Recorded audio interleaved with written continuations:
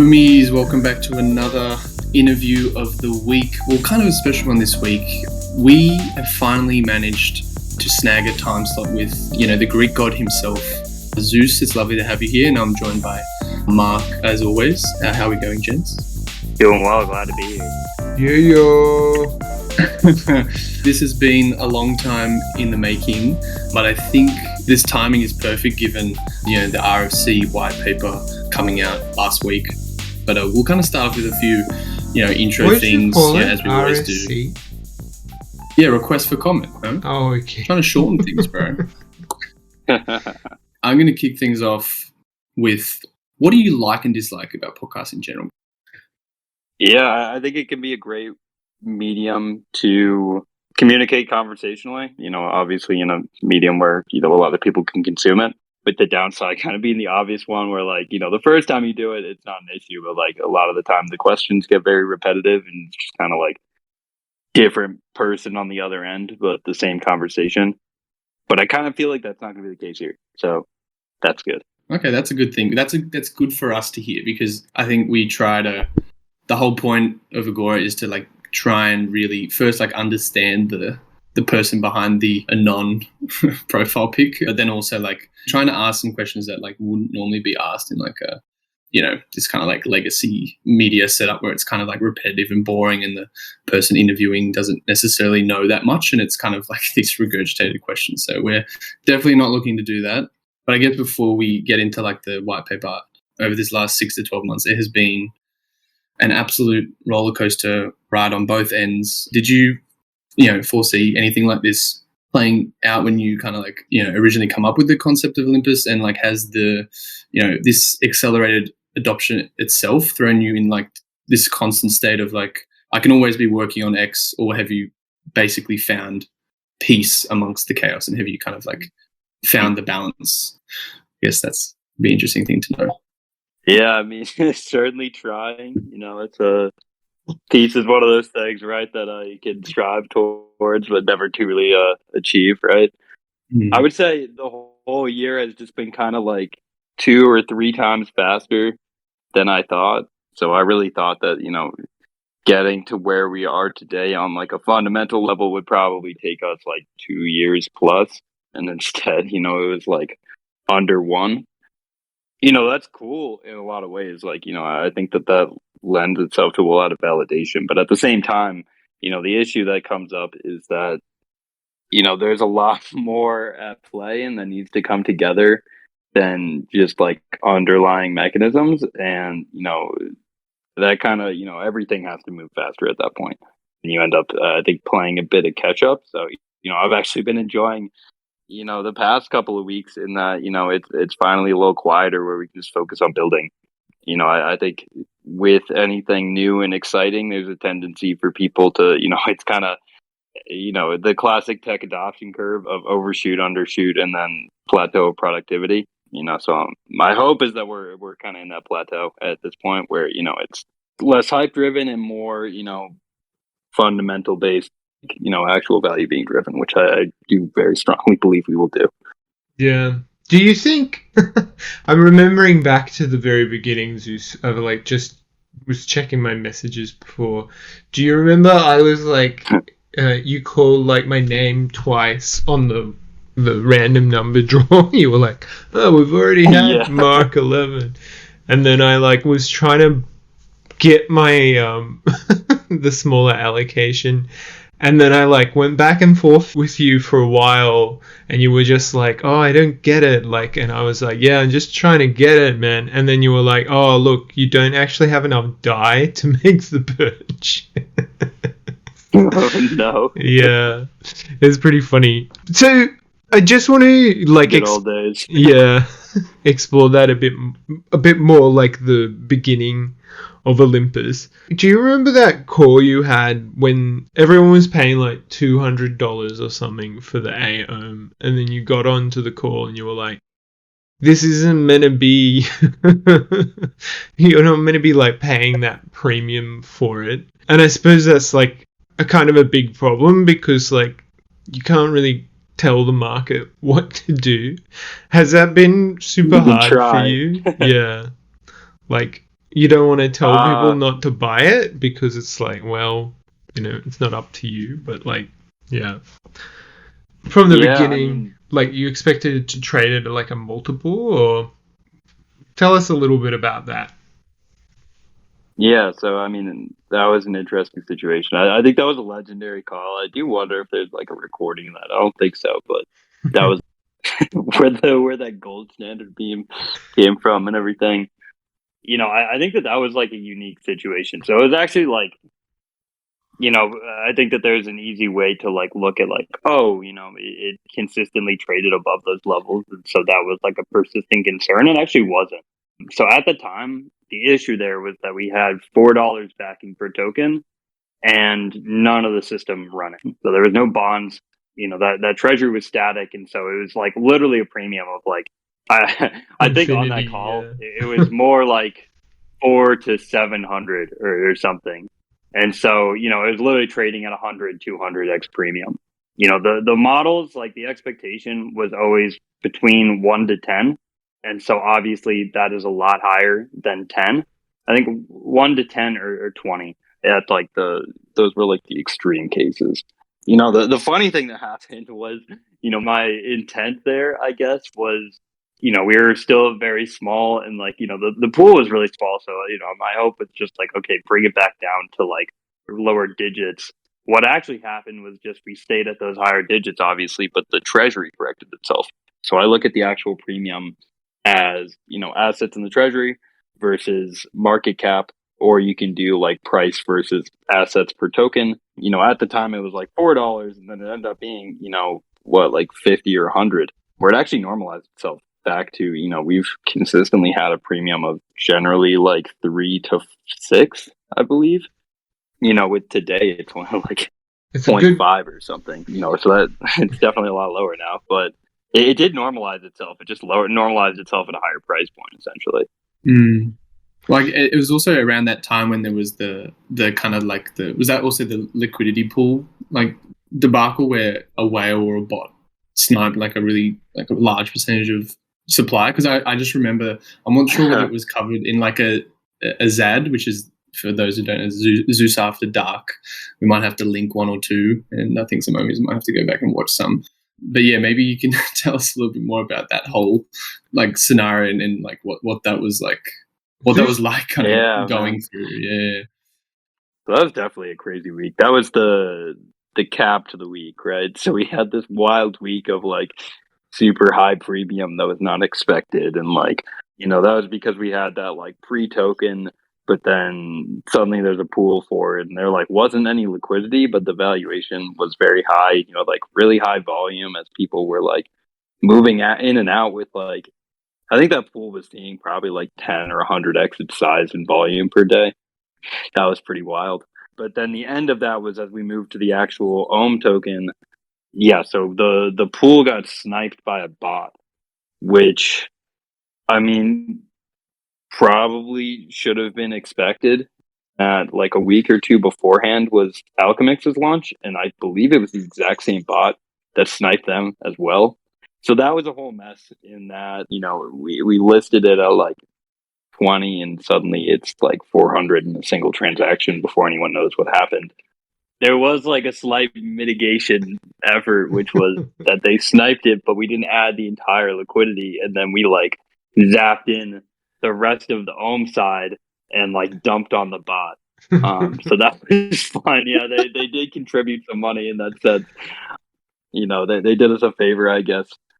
They obviously did make money, but the good thing was that they actually got out within the first like 2 or 3 days.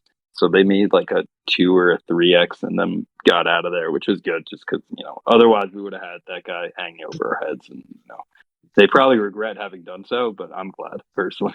Yeah, they would have held like 20% of supply or something. I remember people being on the forum and being like, the Discord and them being like, if this guy holds it, like the project's in serious trouble. It's like if Shotter held onto his like butterfly, it'd be like so much. Yeah. That's a pretty strong parallel, honestly. Yeah, they didn't. So yeah. I don't know what we would have done at that point. Because yeah, I mean the really good thing with that whole period was the distribution of supply was beautiful, I think. So, we had this very equal launch event, with this whitelist that, once we did it, everyone started like doing this, and it just got to like, you have to jump through all these hoops and like, get naked on the freeway to get a pre-sale. Yeah, the But for crescendo us, kind it of was with Temple, right? yeah. In our case, it was just no one was expecting this. It was just people that the Discord had existed for like 4 or 6 weeks, and it was just if you were here before this was announced, and then we had that like raffle that I think it's funny that Mark was selected in this like random raffle because some people didn't claim theirs. The biggest like OG and like contributors and stuff were actually in that like second wave, which is pretty funny to think about. So that raffle itself, was that the Poo 2? Because it was like you've got like the pre-seed Poo and then Poo 2. That was Poo 2, which was like the old role for proof of own. Yes. Okay, that makes more sense because I was like, what is this acronym? Okay, that makes a lot more sense. Oh yeah, so it was you were eligible for the pre-sale if you were in the Discord before there was any talk of a token, essentially. And it was all kind of random babbling and Medium posts about what this was meant to be. And then, we had it was like 400 total, and like 50 people didn't actually claim theirs. You went through the Discord, right? And were like, have you made a comment that isn't when whitelist? Yeah. Yeah, literally like myself, and I recruited like 2 people in the community, and we went through every message in the Discord and looked for people who were actually talking beyond, how can I get into the whitelist? So like literally if you had said anything beyond that, actually tried to, have a conversation or contribute something, you were put on this extra list, and then we did like a random raffle live on a community call and allocated out the rest of them. I thought it was a pretty like egalitarian way to do it. It was like the best thing that we could really think of at that point. Well, it definitely was. I mean, I think Ohm had one of the best, distributed launches in terms of like community ownership, at least from what I've seen across DeFi. So it's definitely impressive. Maybe one thing that we can segue into is like going from everything being so chaotic, and then like not expecting this kind of growth cycle to kick off. What has it been like to kind of go from just yourself, Apollo, and like having this idea, implementing it, getting people like Jeff, etc., to help out on the engineering side, and then go from that to now being in a DAO with 150 to 200 contributors? How important do you think the narrative and communications surrounding Ohm has been, and like how do you see the DAO kind of moving forward, going into like this next stage? Yeah. So I mean, in terms of the DAO, that's been so the goal has always like very much been that this thing is run and operated by the people, and so that was, I think, a really important piece of that, is that we switched from having a team to being a DAO within the first 2 months. And I'd never would have guessed like the number of people that were really interested in contributing that were. We have like 150 people now contributing in some fashion, probably more than that, honestly. But it's definitely, it comes with its pain points in that I think anyone that's ever like built a company or organization will know that like there's communication problems and just challenges that come with scaling. And as with everything here, we have done this at such an accelerated rate. I think that it's actually like been a really good thing. It's painful in the short term in senses, in that I think the biggest thing ends up just being communication pathways. And how do you go from if you have a team of 10 people or less than that, it's really easy to be on a first name basis with everyone that's working on the thing, to be constantly in communication with them, kind of everyone is on the same page. Versus, as you scale that, like the number of connections to connect everyone in a group scales exponentially as that group grows. And so when that, gets larger and larger, it just gets more difficult. I think it's become, it's a blessing in disguise in that it really lends itself to autonomy. And, you can't have everyone in constant communication. And so how do we break these things down in a way where they don't need to be? It's definitely a learning process, right? And so it doesn't come together all at once. It takes a level of, trial and error, but I think that the outcome that you get from it, I think that we make progress to improve every day. And it's I don't know. I guess it's just a route to get there is, very accelerated, again, as with all of these things. Yeah. But at least in the sense of, I truly feel that the community owns this thing wholeheartedly. I feel like I'm part of the community, but only part of the community, which has always been the intent. I want to be a contributor on this thing. And, I'm really glad that other people have kind of stepped up and that it kind of takes two to tango in that, right? If no one else steps up to do things, then, it's kind of imposed. So I think that's been great. Yeah. Did you, in your wildest dreams, did you ever think the DAO would grow to this size? What were your expectations for the DAO when it was first kind of getting set up? Definitely not, dude. I mean, I'm just surprised that people are as interested in this as they are.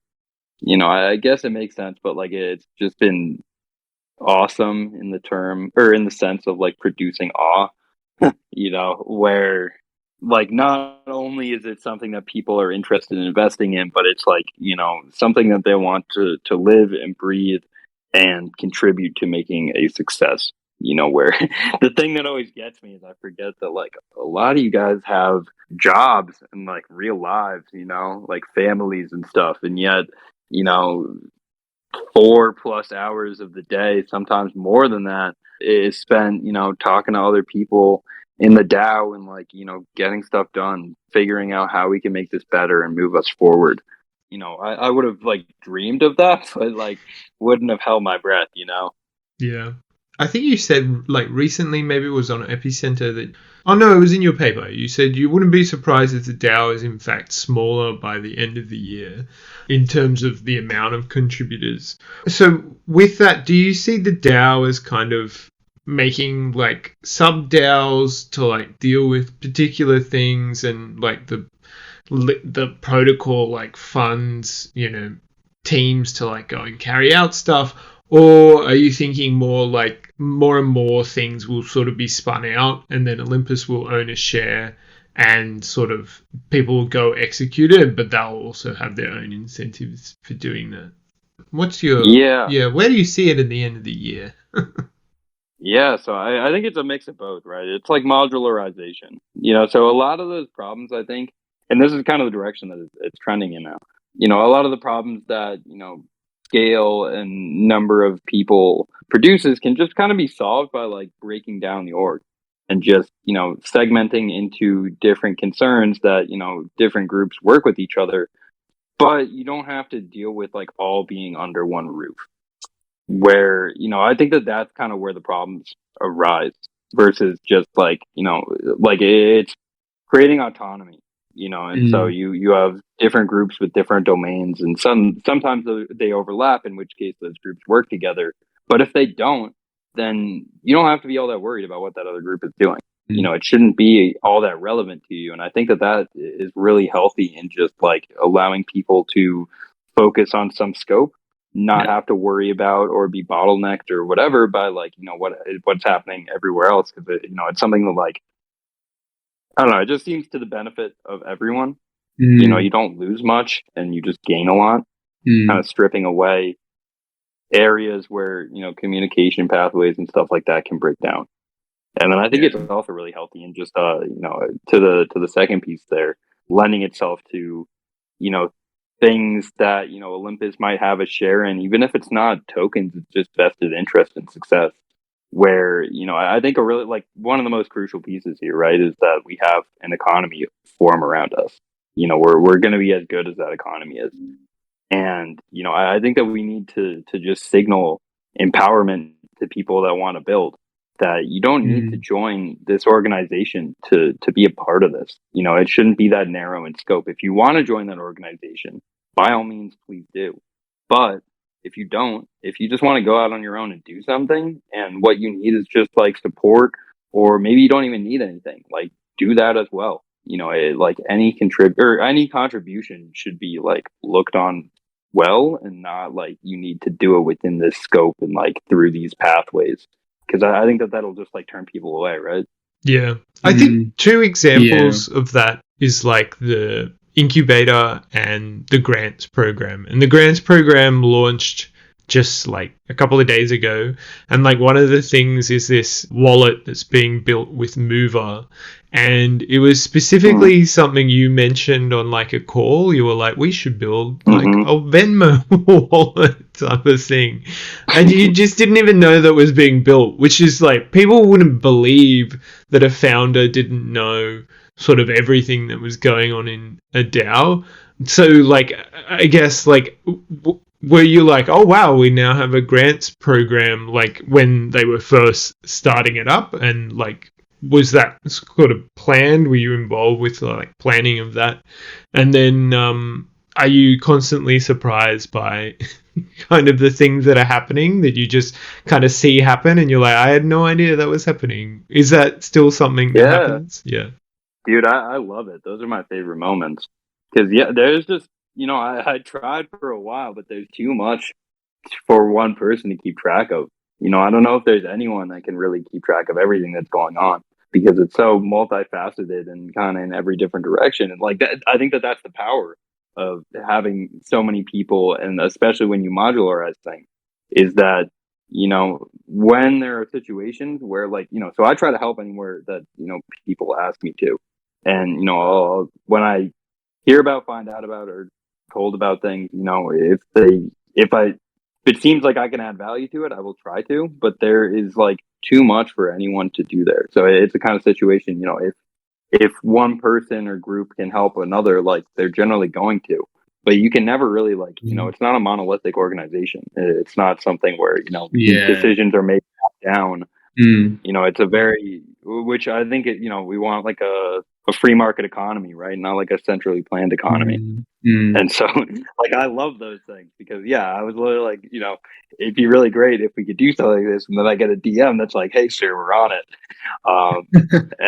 You know, like, you need like a steady stream of like info through like some bot who just like pings you in the DMs. This is going on. But yeah, to your point, it's like it's really important to have these decentralized working groups, right? But those working groups themselves need to be connected through like a central communication system. So it's not so much the working groups need to be decentralized. It's like, they just, for things to function properly, there needs to be that, you know, central hub for those working groups to kind of strap into. And then maybe this is like a perfect segue to kind of talk on Olympus Core, and like, you know, with some of the internal kind of reorg and like going on at the moment, maybe we can talk about like the Olympus Core products, and for context, the way that I guess the working groups kind of strap into Olympus Core and then kind of report back to working groups, so everyone's kind of, you know, remains informed about what's going on. Yeah. So, I mean, I think that that's kind of what the DAO ends up being, right? Is it's not providing infrastructure and like, you know, I like the term like messaging or central nervous system of the economy, you know, if you want to relate it to biology, you know, so that is, you know, that should be the organization where, you know, coordination occurs, you know. So in terms of actual things being built, you know, that gets spun out into, you know, either like subgroups and working groups or different projects or whatever, and the DAO seeks to connect them, to empower them, to help them, you know, achieve what they want to smoothly, efficiently, you know, and as easily and effectively as they can. In terms of core, you know, I think that the focus there is like, you know, the Olympus protocol is infrastructure. You know, it's meant to be built on top of, and so we've had these really cool pushes towards, you know, like Olympus Pro was a really good one that, you know, is continuing to be built out. You know, we can talk about that more if you want later, but like, you know, where those are really good things, but they kind of are falling on top. Same goes for grants or incubator or, any of these other groups where, it becomes, I don't think confusing is the word that I'm looking for, but the communication pathways start to break down if you put those all under one roof. So the purpose, is that core seeks to, facilitate the underlying infrastructure of the protocol, to improve it, to make that as conducive to the success of things on top of it as possible. Yeah. And so that extends from, protocol level, like smart contract things to like front ends to coordination, and then really with the goal of just like building up everything that's on top of it. This is this base layer that serves as a foundation for everything else.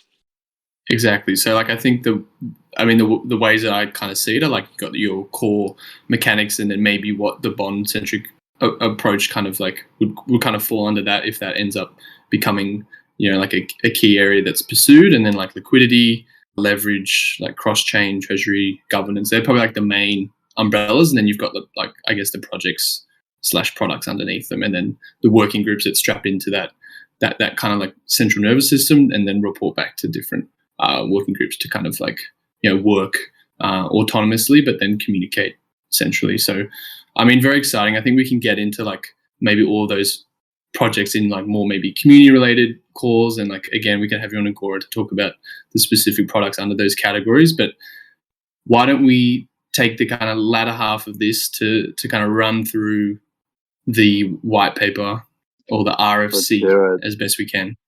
I guess a good place to start is like what is your interpretation of like a TLDR? What is like the main point with what you're getting at, I guess, in terms of the paper for the Ohmies who may not have read it yet?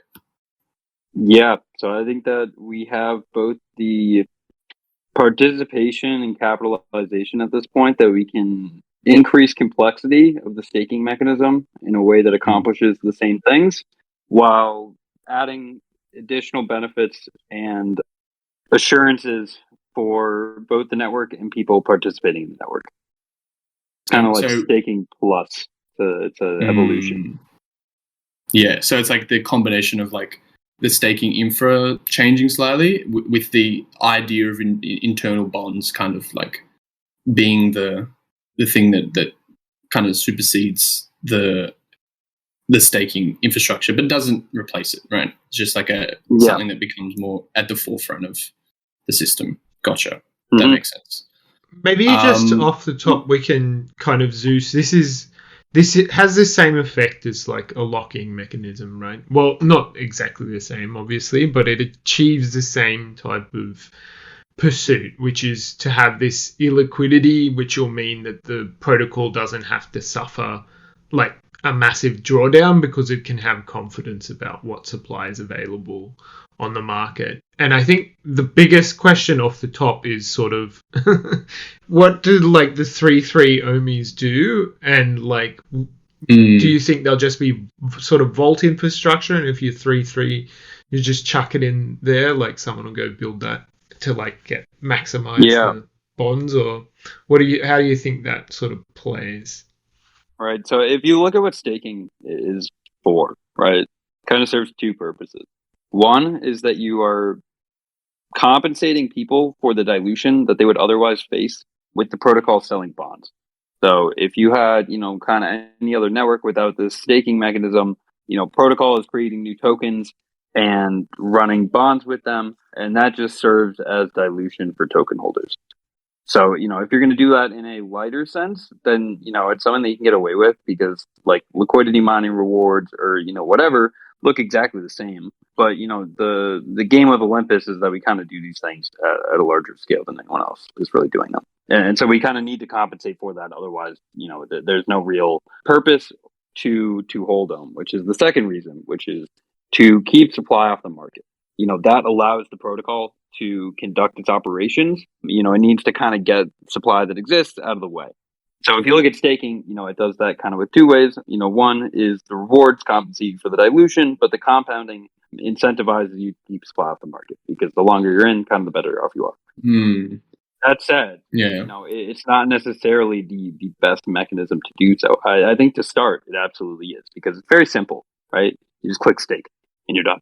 Mm. But, as we grow, we can kind of expand into mechanisms that might make more sense and be more beneficial there. So the idea behind this is that we can kind of accomplish, we can expand and improve on both of those things. So in terms of the dilution protection, I think that an issue that we ran into, so we spent months and months and months doing communications and education around how you should view these staking rewards, because they're not the same as like farming stable coins, right? It's paid in a native token and it serves a purpose. It's not, really meant to be looked at as like, yield farming. But, I think that that's like one of the biggest issues that, as we got like copied was that, they looked at it as this is their moat and their like value add is that they just make that number bigger. And so they actually encourage thinking about it the other way around. And, I think it's kind of the nature of, these perpetual reward structure is, it's kind of up to the time frame that you're looking at, what you're going to end up with. So if you're at some rate, because it's compounding, the difference between 1 month at that rate and 1 year at that rate, or, 1 decade at that rate is enormous. So, if you transfer some of this activity onto bonds, what you end up with is that you can have the same rates, but what the time frame it's under is. You have this assurance that between now and sometime in the future, it goes from 1 to some other number. And so there's no real confusion about that. It doesn't make a difference. It's just adding an assurance of like, here is what this actually means. The other one is on keeping supply off the market. So, kind of the issue with the rebasing structure is that it's a loose promise, right? It's a non-obligatory. Yes. So, it kind of requires this level of coordination between token holders because, they need to cooperate because, it's voluntary. Again, I think that this is necessary, especially early on, because, I think that if the community of the token is not willing to coordinate to make it successful, then it's never going to make it, and you might as well figure that out early.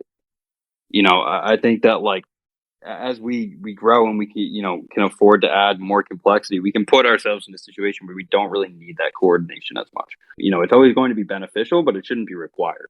And so, with these, internal bonds, what you do is that you're turning more and more supply into technically a liquid supply. Did you say illiquid? Or?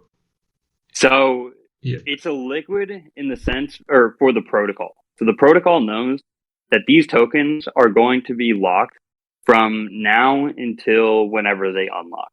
And that's a guarantee.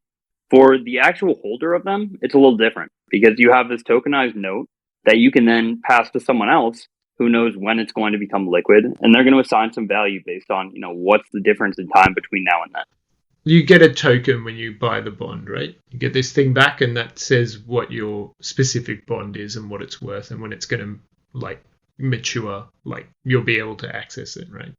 Yeah. So these tokens would look like you would have September 2022. And for every one of those tokens that you hold, in September 2022, you'll be able to redeem it for 1 ohm. So, for you, this is like a future dated, you're essentially just staked until September. But if you want to move out of that, you just need to find someone else that is willing to, take on that position that they know will expire into, 1 ohm in September. There's always going to be some value assigned to that because it's not, so we're not imposing that you are like locked. On the protocol level, it's locked. On the individual level, it's not. But you're reliant on, third-party liquidity for that, which is, so if you look at, there's kind of a downside to protocol and liquidity in a sense, which is that you can create, like LPs are an important piece of a market. And, in the case of protocol and liquidity, like, the market almost has it too good because that liquidity like stays there. So I actually pin a lot of like the debt issues that we saw onto this is that, in any other situation, far before debt got to the point that it did, liquidity providers would have just removed their liquidity because they are the ones that are providing the liquidity for those liquidations if/when they occur. And they're not going to want to do that. So they're going to pull their liquidity And in response to that, lenders are going to stop lending or start removing their liquidity, which will push up the interest rates and force people to pay back their loans, and you will never end up in that situation in the first place.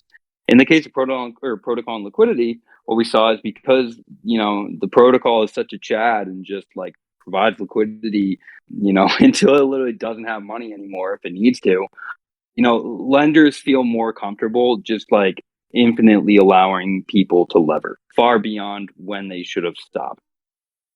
And, it actually proved them kind of right in that, we saw like $200+ million worth of OM liquidated, and lenders got paid back every single cent that they were due. They didn't take a hit at all. In any other situation, they probably would have taken a massive hit. But in our case, because of this protocol and liquidity, they did not. The protocol made sure that its debts were paid. And they were getting really high fees, right? On top of that, they're earning like 30% interest. Like, the reason they're earning that much interest is because they should have lost money. Like that's what you're getting compensated for, is the likelihood that you're going to end up insolvent. It's the power of the system that ensured that did not occur. So, I actually see that as massive validation. It came with a lot of pain, but like, that's incredibly impressive in my opinion. Like there is so few markets. There was like there was no external entity that came into play and bailed out everyone, right? So you're totally right. So in reference, right? So, or as a comparison, a couple weeks ago, we saw a similar amount, about $200 million worth of Bitcoin liquidated, and it drew down Bitcoin by 20%. Okay. So if the same amount of leverage brings Bitcoin, the fucking biggest coin in the entire industry, that is, 15 times older than us, has far more Lindy, down 20% versus 80% for us, I consider that absolutely insane. Like no one is immune from this. It's a systemic issue to the industry. We can definitely seek to improve the structure though, but I truly view it as like, a miracle that we did not go to zero. That's the reality. Were you worried about that on the drawdown, the most recent one? Were you like, well, I suppose you were like, there's $500 million in the treasury, so like, what can they really do, right? I wasn't worried that it would happen because it couldn't happen, but like, I just kind of thought it sucked because, what you saw was like where it got really nasty was kind of, the nature of liquidations, right? Is that they only happen once you've already drawn down. And, it was worsened by the fact that a lot of people were looking at, around $1 billion market cap is like, oh, it'll never get down here. And so they just stacked up all of these liquidation points like right on top of each other down there. And so what you saw is, we kind of like tore through like butter down there, because you still have at that point like $100 million worth of debt or $150 million worth of debt. And, $100 million liquidated a lot higher, might draw it down 10% or 20%. But down there, it draws you down like 70% because you have the same nominal debt to repay. And it's just like, it changes the, like the XYK equation becomes a lot more severe at that point, so I just thought that it sucked, because that component, like that last kind of flush out was to be expected. Just watching, how the debt did not really change throughout this, first leg of the drawdown. And, it's already gone minus 60%. And yet there's still like well over 9 figures left to be liquidated, and that's got to come from somewhere. There is enough liquidity to do it, but not without pain. Yeah. Maybe Zeus can tell us what would have happened if this new model was in place. Like, what do you think would have happened? Yeah. So the idea here, right, is, so if you switch onto these bond models, I think that what we'll see is that there will still be like SOM or GOM used as collateral, and that's going to be the safest collateral from the point of view of the lender. That is because the protocol's obligations here are to only OM. It's not to SOM, it's not to GOM, it doesn't LP for either of those. It's not going to be to any of the bond tokens. It will be for OM. And so the relationship with the stake tokens that the protocol is facilitating is that it guarantees absolute liquidity between those tokens and Ohm. You take no slippage, you have infinite liquidity to go from one to the other. So you can think of them as the same token. And so those are going to be the best collaterals that lenders feel most comfortable lending against, because they can just treat it like Ohm and look at all this liquidity that the protocol is providing for that. But the thing is that if you do that, you're going to be compensated a lot less. Your rewards are going to be lower because, especially if that's allowing you to take on more debt, you're adding risk to the network, and you're going to be, penalized for that by, higher dilution, essentially. Versus, if someone wants to, use their bond tokens as a collateral, they can. But liquidating those bond tokens is at the whim of third-party liquidity providers providing liquidity for that to Own. So you have this relationship of you're reintroducing the third-party LP into the equation. So if you go back to in any other market, what would have happened is that third-party LPs would have pulled their liquidity far before then. We get the same relationship. If lenders are lending too much and people are borrowing too much, the LPs for that bond token are going to look at this and they're going to be like, why am I going to allow this to, why am I going to take the fall for these liquidations to occur? No, thank you. And they're going to pull their liquidity out. And suddenly this debt can't be liquidated. And so lenders are going to start to remove their liquidity. And you're going to get into a situation where either, interest rates go up and borrowers will repay their loans, or lenders will be left insolvent. And so what lenders need to do is make sure that they're not levering the system to the point that can occur. It's their responsibility to make sure that their loans get repaid. It's not our responsibility as the market. It's not the borrower's responsibility as the borrower. It's theirs. That is how lending works in any other situation. If you write bad loans, you don't get repaid, and that's your fault. Do you want to, maybe you can take us through even in more detail, say the price draws down a bit and you're leveraged against your bond and it's like a 2-year bond. What would happen? So the benefit of internal, we could do this with the existing infrastructure that we have today. The issue is just going to be that there's not enough supply of the bonds. So if we want these markets to be, liquid with hundreds of millions or billions of dollars worth of liquidity in them, where they are very wide and expansive markets. We're not going to be able to do that with the current bond structure unless we are selling hundreds of millions or billions of dollars worth of bonds perpetually, because it's not a single point in time thing. So if you're to try to build up a $100 million liquidity, 3 months, you got to sell $100 million worth of bonds, and then you got to do so again in 3 months. It's just a large external capital constraint that is going to serve as a bottleneck. And so doing it with the internal bonds, the amount of liquidity that we can drum up is conceivably infinite relative to the supply of Ohm. And so it ensures that these markets can scale with the rest of the market rather than bottlenecking or suppressing the rest of the market. So I think that there's a reasonable expectation that the closer to expiry the bond is, the more liquid it'll be on a secondary market. And so, I would expect that the further out on dates you go, probably the lower collateralization you're going to be allowed in terms of what lenders are comfortable with.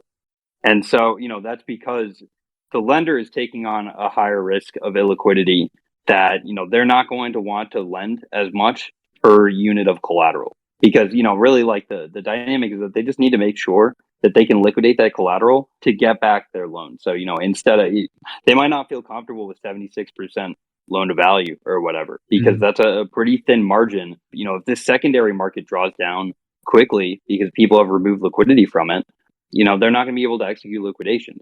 If it's 10% loan to value or 20%, or, we have the Olympus pool that's only 33%, and that pool had no problems.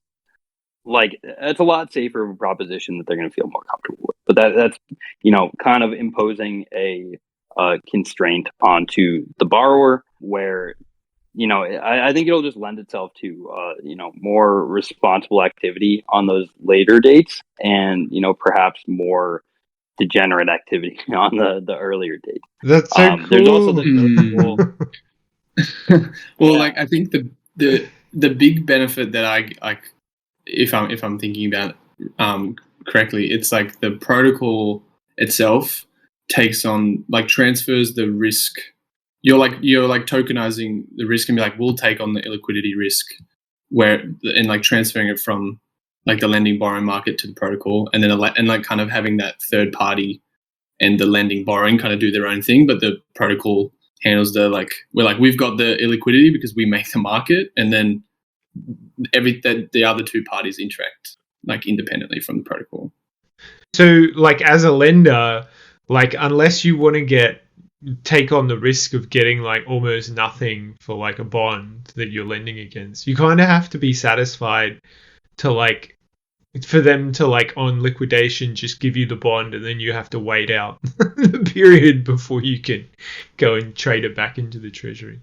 Yeah, so I mean, a structure like that looks a lot like Ruler, which works so perfectly under this structure. If so we're possibly noodling with that. No, you didn't hear from me, but there's there's kind of like there is a drawback to this, right? Which is that maybe lenders just don't feel comfortable lending to these at all, and that's not necessarily a good thing, right? Like everything in moderation, right? So what we can do, I think that this will be a very interesting thing to explore, is if there are protocol mandated kind of health factors for a lending market where, there's certain criteria of like, perhaps this market has, a maximum aggregate of like 10% loan to value or something. And interest rates are, between some band, things where it's just like, okay, this is a healthy market that we're comfortable with. In those situations, maybe the protocol backstops liquidity for liquidations. So it makes sure, hey, so long as these things are true, and we feel comfortable with the state of this, credit market, we will make sure that the lenders are able to liquidate their loans. But if those conditions no longer become true, we will not. And so it places on the lender to enforce that, right? They want the backstop, and so they make sure that those criteria are true. If loan to value gets too high, then they start pulling out liquidity. It kicks up interest rates. That spurs people to borrow or to repay their loans, and now loan to value comes back into place. But it pushes this responsibility of, hey, if you want the safety of currently is just the default. If you want that, like you need to make sure that this market is safe. And then that's where the repo market that you're talking about kind of would come into play, right? Yeah. What's a repo market? Maybe you can tell them. Maybe for the OMIs, just a little high level of repo, just because some people might not be TradFi literate. Yeah, so a repo market is like a repurchase market, and essentially you would take a bond, you would lend liquid ohm against it, and then have that revert back probably in a short period of time. So you're giving short-term liquidity in ohm that allows this liquidation to occur. So you keep the liquidation off of the secondary market in a time of stress, and then you can, liquidate the bond and repay the ohm debt, in some span of time. So you don't have to have all of these things happening immediately at the same time where you cause a lot of issues. If you fan them out, then you shouldn't have too much of a problem. Yeah, so it's short-term liquidity, essentially, that allows people to get back to ohm. Makes sense. So like this would be perfect for like in the event where like there's a bond vault and there's some kind of run on like vault deposits, right? Like something like this would be perfect in that scenario. Yeah. And I guess like we haven't even gotten the vault. Oh boy. No.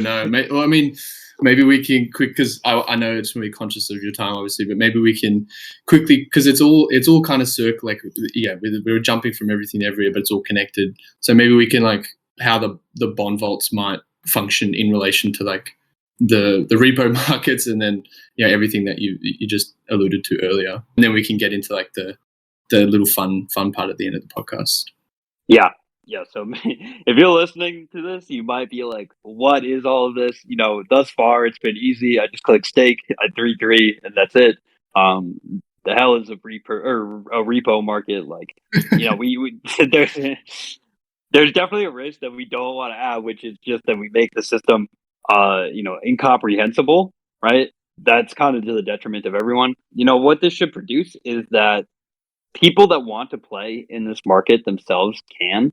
One other thing is just that, like, to date, the only way to really outperform in the Olympus market is to play ohm versus external assets, whereas in this case, you can play just ohm versus, future dated tokens and kind of keep that within our own ecosystem.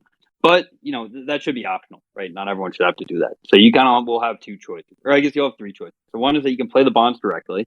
The second is that you can just stake as you normally do.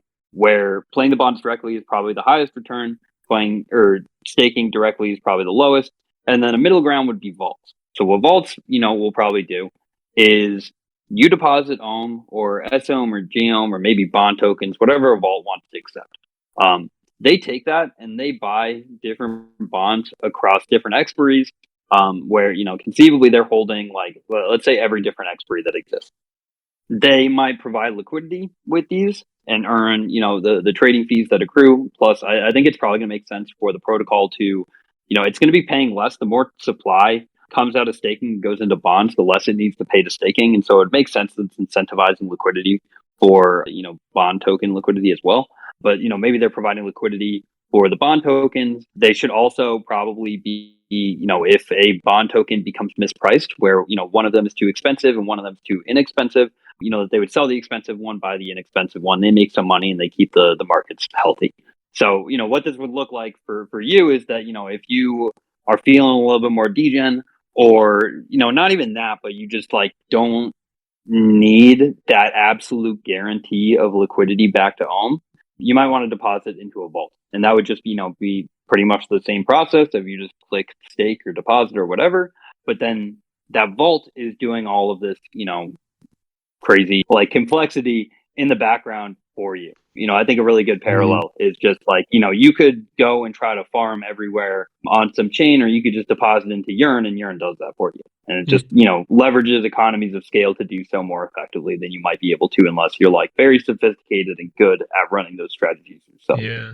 Brian will be in there, no doubt. There's a couple of a couple of projects building stuff with the expectation of this already. So like, I know we had Max from Fiat DAO on recently, and they want to make this kind of synthetic asset which you can mint against your like future dated bonds, and that's just not for Olympus. It's like a couple of things, and then there's this project Hermes which wants to be like a bond market as well. Are you like are you seeing like people?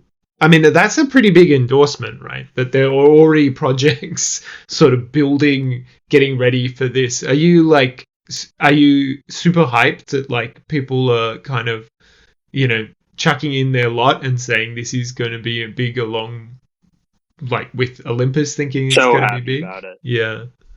Yeah. I mean, I don't know if we've like stated this, but the intent is that we're not like implementing this for like a year or more.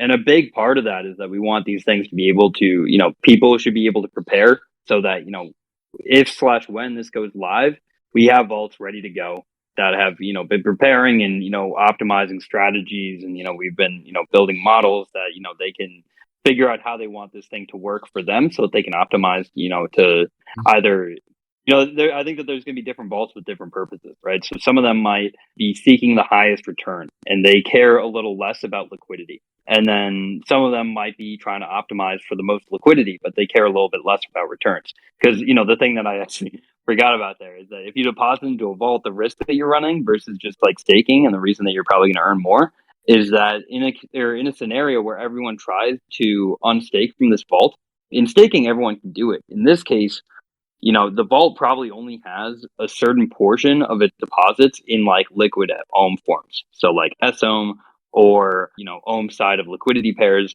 So there is a situation in which they, either can't give you anything or they need to give you bond tokens instead of OHM or whatever, and so the repo market step in there and, it could alleviate that by allowing, short-term loans that allow withdrawals from that. But, with that, like, there's different things to optimize for. So, some of them might just like do very short-term bonds so that they're always liquid and they, don't have to worry about those kind of runs. Whereas some of them might be like, okay, you're actually going to have to signal to us 2 weeks in advance or a month in advance that you want to withdraw because we're going to hold all of these positions in long dated bonds. And, we need time, the protocol is going to need time to convert those into liquid positions. And, that's just the trade-off that depositors make. It's like, what do I care about the most here? Yeah, like getting a higher interest rate from a bank if you lock it in for like 12 months or whatever, right? You said it on me. I think the big benefit is, right, the protocol knows exactly when supply is illiquid or liquid, right? So like the protocol can focus on that, and therefore like can do more to grow the treasury, which actually benefits like everyone who's participating, right? And then these like, because the bonders are driving up these interest rates, like they're creating the market through the activity, and then there's like so many things that we need to like get into at a later date, like through a bunch of other educational materials. But it's overall it's just like super exciting. And the one thing that I actually wanted, before you go, Mark, how do you differentiate from, oh, this is a great idea versus like a half-baked idea? Like, how do you be like, okay, well, this actually makes a lot of sense for this scenario, I'm going to pursue this? How does that happen within up at Mount Olympus? Explain to us. Well, okay, in this case, this is not like all that new. Like, I will confess, okay, like this is one of like 2/3 main things where like I was concerned a while back that we were going to get forked as we did, and didn't really want to like lay out all the cards in that. Like, I really feel like they discredited us just by like taking the underlying mechanisms and making it look like that's all that this is.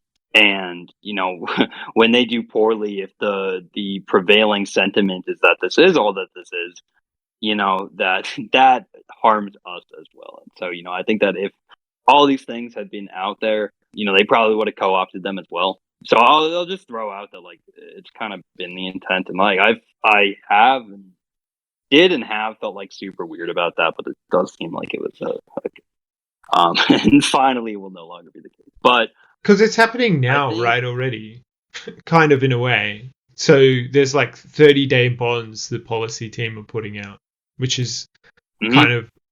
I mean, essentially, like if someone came along and someone provided liquidity, I mean that this would already be happening, right? I mean, but only at a 30-day. It's more about building the mechanisms and the education around it that the paper is kind of laying out the future and the vision. Is that right? Yeah. Let me just add like one more thing on the protocol side, right? Like this is a lot of this complexity doesn't exist for the protocol. This is all like, you know, how does the market cope with these things? But for the protocol, it's like super simple. I think, you know, it knows exactly when supply is a liquid and when it becomes less liquid or becomes liquid. It can control the rate at which it becomes a liquid. You know, on that level, it's pretty simple. But, you know, one other place that this really helps the protocol is, you know, as we have tried to do those like 14 or 30-day bonds, you know, as the policy group has done so, they've kind of run into an issue of, you know, there's a smaller group of participants that run bonds, and that's kind of just to be expected. But when you have longer lockups, it forces them into a position where, you know, they actually just don't have like the dry powder to continue to run them. And so discounts run higher. You know, what this does is that we have well-regulated secondary markets that, you know, are primarily populated by these internal bonds. So a lot of the supply is coming from, you know, people bonding home for future home, but it also comes from people, you know, bonding DAI or LP or whatever, where it should decrease the discounts that the protocol has to pay significantly by making that a secondary market. You know, you create a situation in which, like, you know, my expectation is actually that real people very rarely, if ever, interact with the primary market beyond this. So the primary market being, you know, direct to the protocol. Instead, what you're going to see is, you know, in a scenario where the secondary market is more discounted than the primary market, you know, you're just going to go to the secondary market. And then over time, you know, the primary market discount is falling and falling and falling. The moment that this primary is more discounted than the secondary, a bot can just come in and buy the primary, sell into the secondary, and take an arbitrage spread. So the primary actually just becomes like an arb source that is always getting the best discount as dictated by the market. So it's right now it's this time-based game. It's like people need to be in the right place at the right time and have the right size, versus here it's just, you know, market is setting some rate, you know, perpetually, and then bond discounts are just going to be reflected by that on the primary market. So the protocol should get far, far better execution where we can push these things out into months and years in a way that's economically viable because we have the infrastructure to support it. If we're talking about execution, it sounds very similar to, like, you know, Ethereum being this execution layer, and then all the L2 being the actual space where everyone trades on, and like, but everything gets routed to Ethereum as the execution layer, whereas like sounds like that's similar for like the primary secondary market relationship. Very interesting. What we could even do is that you're having the primary market exists on Ethereum and the secondary markets exist on a layer 2. And it's just, the ARB occurs where they buy on the primary on ETH, they bridge it over and they sell it onto the secondary on the layer 2 where people don't have to interact on ETH anymore. Yeah. That is absolutely a possibility. To answer the previous question, though, I'm sorry, I got a little sidetracked. I think just time is like, we should just be spending, slowing down a little bit more.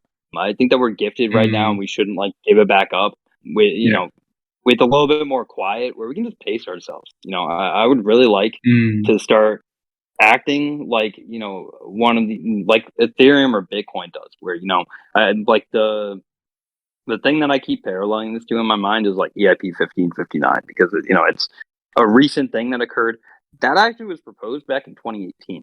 It's something that the Ethereum community spent a very long time formulating on.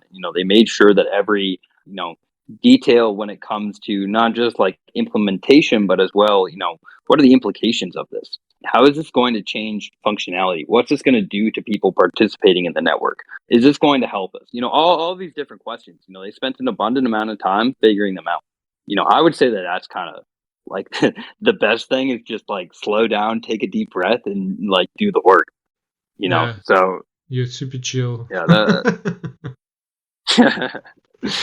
We don't have to be running at max speed all the time. Yeah.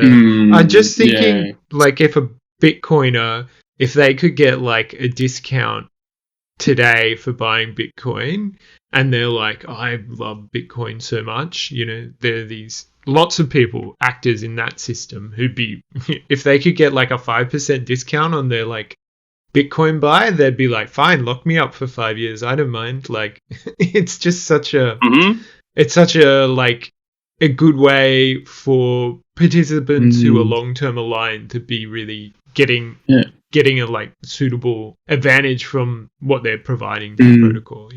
The market drives the rates, right? So the power, it's very cool.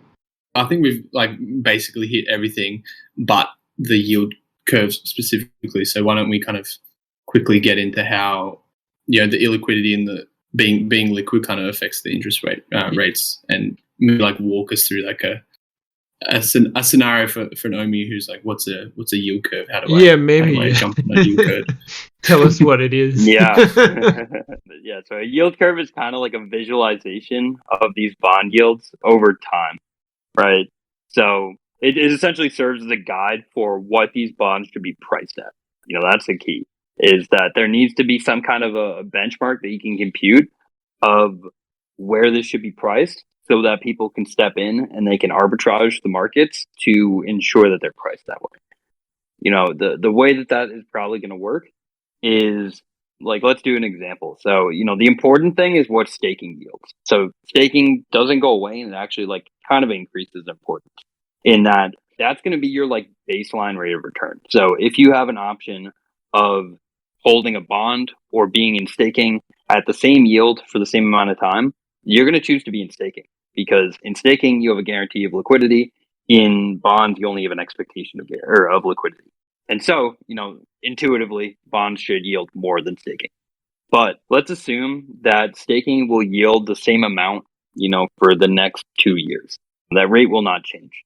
Then you can project, okay, in 3 months from now, staking will have yielded this. In 6 months, staking will have yielded this. 9 months, 12 months, whatever. Go out. And you can draw a curve of, what the minimum pricing on these bonds should be. So this is the minimum that they should yield. And then, there's probably some premium that the market places on that.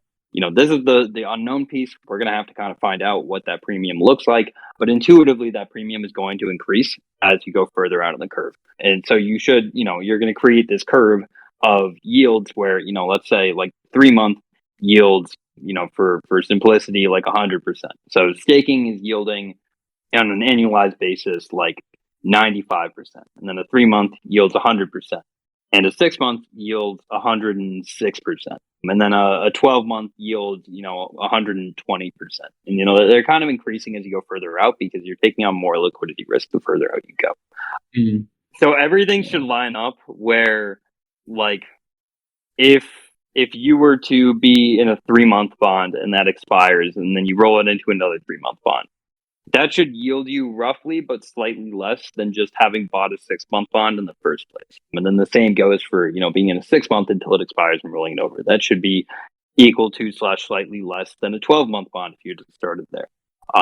Where, you're compensating people for, taking on additional illiquidity, but you're keeping things within reasonable distances of each other, kind of producing these healthy markets where you don't end up with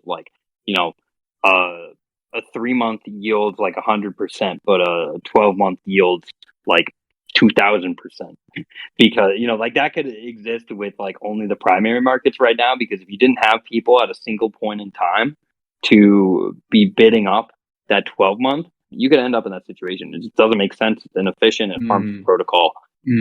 It'd be really, I'll let you finish your point after, but I'd really recommend Omis to go back and read, I think it was OIP 7, or at least it was a single digit, but it was the whole discussion surrounding locking, and then come back, read all the, everything on the forum there, come back, read the yield curve section specifically, and then kind of see the way that that initial idea for locking has kind of transferred over here, and it says it is essentially just a more fleshed out, efficient version of that initial discussion. So if people want to kind of draw, how we've transitioned in terms of ideas, definitely recommend going back and reading that. But yeah, I'll let you finish your point, Zeus. Sorry. I was just going to say, there should be a lot of fun when it comes to, essentially the market is pricing in expectations of future yield. So if you have a situation where, okay, what if the staking reward rate is going to decrease in 6 months? Then, it should work as described for the next 6 months. But when you start going further on the curve there, the curve should actually invert a bit. Because now if you're in staking, you're actually going to earn less beyond that point. And so bonds should start to reflect that. And I just think that that's going to be at minimum fascinating to see if we do this, where, the first times, well, one, I think is really good. That requires that any change to that staking reward rate is projected and put in place well in advance, and that the market needs time to price that in. And so, just better assurances for everyone. But two, just how that functions, I think it's going to be awesome, because, it'll just open up opportunity. The first time might be a little clunky, but, some people are probably going to do very well for themselves, re-regulating the market. And then as time goes on, lessons will be learned, figure out how it works. And, conceivably, the further out into the future you go, the more well-regulated these markets run, until you have this very efficient, efficiently pricing in illiquidity risk and expectations of future yield into the future. That makes total sense. I think, just for Omi to reiterate, staking is not going away. So you're going to have your staking, you're going to have your bond vaults, and then you're going to have what we're talking about here is the high level kind of, I get this, I know the risks associated, I'm going to jump into that option. So you'll have those kind of 3 options. Am I right? For people who are trying to condense the actions. I think that's kind of important for people to hear and listen and be okay, the main thing that I understand very well is not changing anytime soon, but there's going to be a bunch of other actions that I can take, and over time I'll start to learn more about them. Yeah, it's optionality. And I think a really good thing is, these vault protocols should be incentivized, essentially, because they want people to deposit with them, to explain, how these bond markets work, how they operate in them, and, not even these high level things, but beyond that, why you should go to them instead of this other guy that's giving the same explanations, but trying to, shield them on them instead of, where, I think that a lot of that educational burden will actually it should be a lot more understandable, you'll have a lot of different sources that are, trying to educate on these things, because it's in their best interest as well. Yeah. Before I jump into the next little segment before we round things up, it's called No Attention Span, No Problem, where it's I run through a phrase or a one-word thing, and you just fire back the first thing that comes off the top of your mind. So, it might be food, and then you give me what food is to you. Obviously, that we're not going to do food, but just as an example, it's just the first thing that comes into your mind. So try and let your brain kind of take it wherever. Don't think about it too much. Oh boy. All right, I know. All right, we'll try. Internal versus external bonds. Expansion. Staking. Not going away. Yield. Curve. Network effects. Olympus. Collaboration. DAO. Liquidity. Protocol owned. Future. Bright. Ohm. Currency. Yeah, perfect. That's exactly what I wanted to hear. All right, so this one's better, yeah. Really appreciate you trying to like jump into that new random game that I spun up. But my final question, Mark can input here, like kind of throw his to you, but how important is narrative as a currency? Yeah, okay, I'll leak a little alpha. I think that I don't like the term narrative all that much, and that it's like used a lot, I guess. But I think that it's super important in that with any monetary asset, it really just comes down to the value that people place in it. This is the case for Bitcoin or any currency out there. It's the case for any precious metal. It really just comes down, we as humans figured out a long time ago that it doesn't make a whole lot of sense to transact with actual valuable things at their real value, because you're just going to waste a bunch of value as people hold it as money. So instead, you take something that has less or no value, you imbue it with a bunch of value, and then you use that to transact across. So that way you're not wasting things in the economy. But, that comes down to, you're inherently placing more value on something than it has. And people need to be confident that it should be valued like that. And so, like the narratives that spin around these things are incredibly important, because really all narratives are is, the way that we communicate as different people, and especially in this context, communicating why this thing is good to, serve as a money or a currency. I think that that's going to become increasingly important. One other thing that this whole system does, right, is, there's this interesting relationship of like, the way that I've always looked at 3-3 kind of, I think that there's one way to look at it, which is cooperation between people. I kind of look at it as cooperation with the protocol. You're aligning yourself with the protocol. You're getting out of its way. You're taking supply off the market and you're allowing it to do what it wants to do. But not everyone is going to do that. So, you actually have something of an adversarial relationship between the token holders and the protocol. The protocol is interested in its own growth and success, and token holders are, most likely interested in their own growth and success. Those things can be aligned. They aren't necessarily aligned. Ohm is like a liability for the protocol. So what this does is that you take a bunch of supply and you turn it into a liquid supply. So now those liabilities are decreased. And it's like, it's kind of a classic divide and conquer if you're looking at it from the protocol's perspective, that, the protocol gets to call the shots. And so, I think that there's going to, like, there will be a concept of like, not just treasury assets to market cap or to total supply, but treasury assets to liquid supply, which is the one that like actually matters at the end of the day, where you're making supply liquid. Now, the firepower that the protocol has is far more potent. So, the way that this circles back to narrative is that if you have the protocol in this position of, I think that it is very likely that the treasury actually over collateralizes liquid supply under this system. So it has more assets than the amount of ohm that if every single token were to go into the pool, it'd be able to, defeat that probably with ease. Where, the way that this circles back to narrative is that if you're in this situation where, whatever the protocol wants, it's going to get. Communications from the protocol about what it's going to do are going to be responded to by the market as, okay, I'll do them for you, because this is forward guidance is the concept. Communicate expectations to the market. The market has the option to carry that out itself and take a spread in doing so. And if it doesn't, the protocol does it itself. Either way, it's going to happen. Do you want to make money while this happens, or do you want to fight against it? That's the dynamic.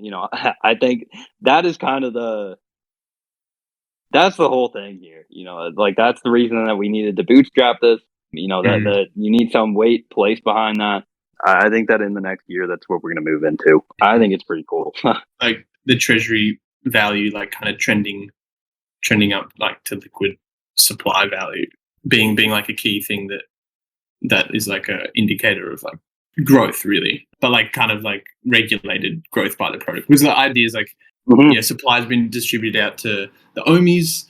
And now the protocol's like, well, that was very expensive. We can do that a better way, where the protocol looks after the ohmies by segmenting the risk whilst the Ohmies can still benefit. And then by the Ohmies doing everything that they do, it creates the market, but the protocol regulates the market, really. And then by taking on more risk as a protocol in general, because it knows that it has the underlying value to take on the risk, then you have this like very robust system. And without this new kind of bond-centric approach being in place, the protocol has still managed to function perfectly as a V1 system, which is amazing. So again, I'm also super excited. We also really appreciate you coming on. We know that you're extremely busy, but we wanted to try and give this, a little recap for the Ohmies. We really appreciate you, finding the time to do this. Praise Zeus. Zeus. Glad I finally got on here. GM, sir. I think we know where to find Zeus on Twitter, guys, at OhmZeus. I don't need to link anything else. I think we all know where to find everything. And without further ado, I'll let you guys kind of have some closing thoughts, but I think that's it for us. Yeah, thanks, Zeus. Been a long time coming, getting you on the podcast. It was our dream since day one, so I'm very glad to have made it. Fucking go. I'm glad we waited, rather than it could have been like first episode. I know we were talking about it, but I think this is better. Yeah, I mean, I think focusing on the community, it's like way more like Olympus brand, we're not, the core team's cool and all, but like we're all about the Ohmies, That's why I love Agora, man. Actually, I listened to almost every episode. I'm a big fan of you guys. Hey yo. No, we appreciate everything that yourself and the Ohmies are doing. Almost 100k strong, turning into like a mini city. So very exciting. All right, without further ado, thank you, Ohmies, for joining. We'll catch you next week. Catch you soon, Ohmies. See you guys. Yeah.